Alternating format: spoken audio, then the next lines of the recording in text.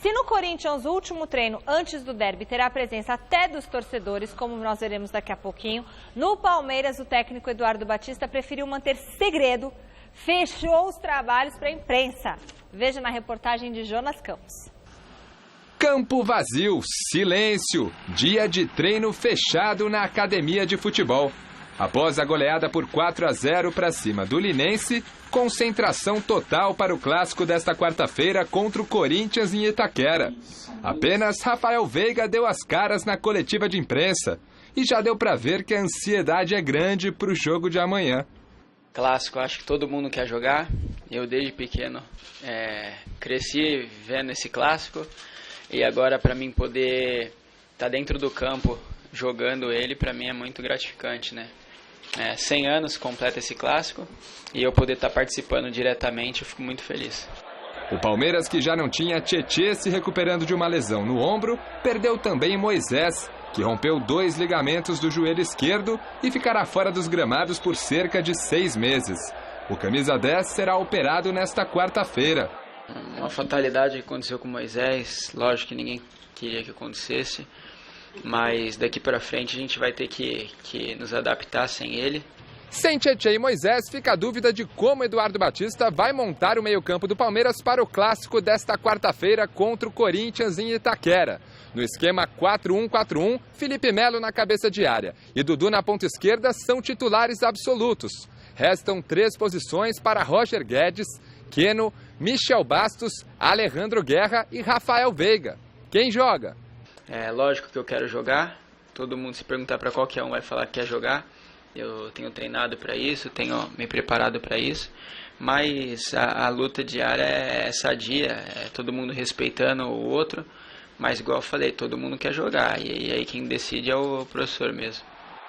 Lá na frente, o William Bigode deve ser mantido como titular. A estreia de Miguel Borja, que será inscrito no Paulistão na vaga do lesionado Moisés, ficará apenas para o mês de março.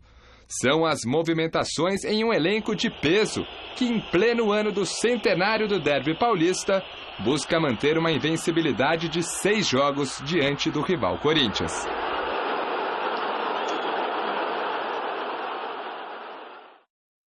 Realmente, o retrospecto do Palmeiras, os últimos jogos contra o Corinthians, têm sido muito bons. O Corinthians viveu uma fase aí de vantagem.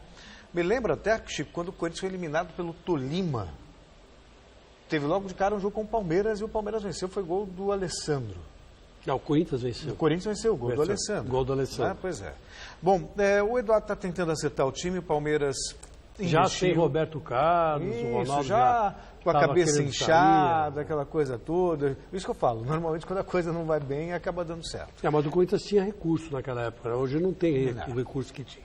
Agora, o Palmeiras, o Eduardo tem a grande missão é um time homogêneo, sabe? Tem bons jogadores, tanto no banco, os jogadores que estão no banco não estão muito aquém, tecnicamente, aqueles que estão jogando.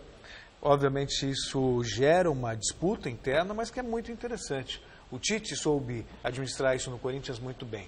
Claro que sempre tem um jogador ou outro que reclama. O próprio Edu Dracena deixou o Corinthians porque ele não era titular. No Palmeiras, já reclamou com o Cuca, já questionou até o próprio Eduardo. Mas é um time muito forte do Palmeiras. O Palmeiras precisa só se acertar, sabe, do ponto de vista tático, ganhar confiança. Apesar dos 4-0 contra o Linense, que o time apresentou um melhor futebol, mas também você não pode desconsiderar a fragilidade do adversário, eu sinto um Palmeiras ainda muito amarrado. O futebol parece que não flui. Mas até aí, do lado corintiano, também. O Carille tem lá o mérito de ter montado uma defesa forte. Esse é o grande mérito dele. Ele treinava o setor defensivo do Corinthians. O time toma poucos gols, perdeu 2-0 do Santo André. Foi ganhando de 1-0, 1-0, 1-0, 1-0. Então, acho que o Palmeiras está um pouquinho mais confiante depois dos 4-0 contra o Linense. Mais confiante e mais leve.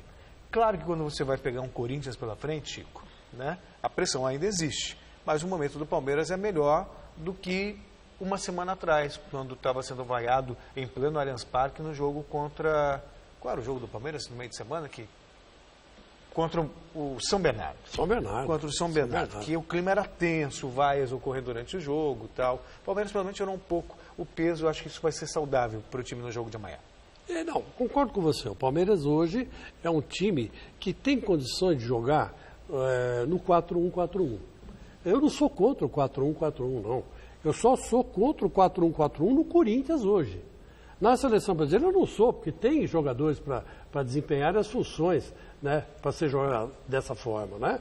Hoje na seleção brasileira o Tite pode se dar o luxo de jogar assim contra qualquer seleção. Contra o Audax, em determinado momento, no segundo tempo, o Corinthians jogou no 5-4-1. As linhas 5-4-1, eram muito bem definidas. Mas o Corinthians é obrigado a jogar assim. O Palmeiras não. O Palmeiras hoje dá para se dar o luxo de jogar no 4-1-4-1 e partir para cima do adversário em qualquer campo que estiver. Por quê? Porque tem dois jogadores para cada posição. E dois jogadores bons. Você vê que o Moisés se machucou.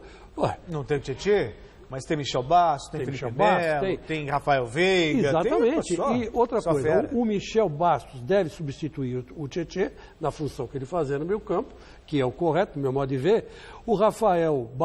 Esse Rafael Veiga deve entrar no lugar do Moisés e o Borges deve ser encaixado nesse time aí, talvez no lugar do William Bigode. Né? O Borja. Não joga. Não, eu sei que não joga, mas vai jogar. Porque ele vai entrar no lugar do Moisés, né? Ele vai substituir o Moisés. O Moisés não volta mais esse ano.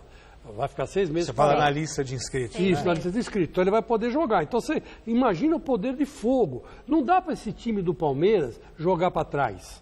Não dá para esse time do Palmeiras ficar segurando a bola, jogando na retranca com 3 volantes. Não, tem que ir para cima do adversário. Quanto mais volume de jogo tiver, melhor. A gente estava conversando aqui domingo passado e eu lembrei que o Tele Santana ensinou de tanto persistir. O Cafu acabou sendo lateral direito e um dos maiores cruzadores de bola para dentro da área. Aí um dia o Alberto estava conversando com o Cafu e ele falou assim, na Roma cada cruzamento seu é um gol que sai de cabeça, né?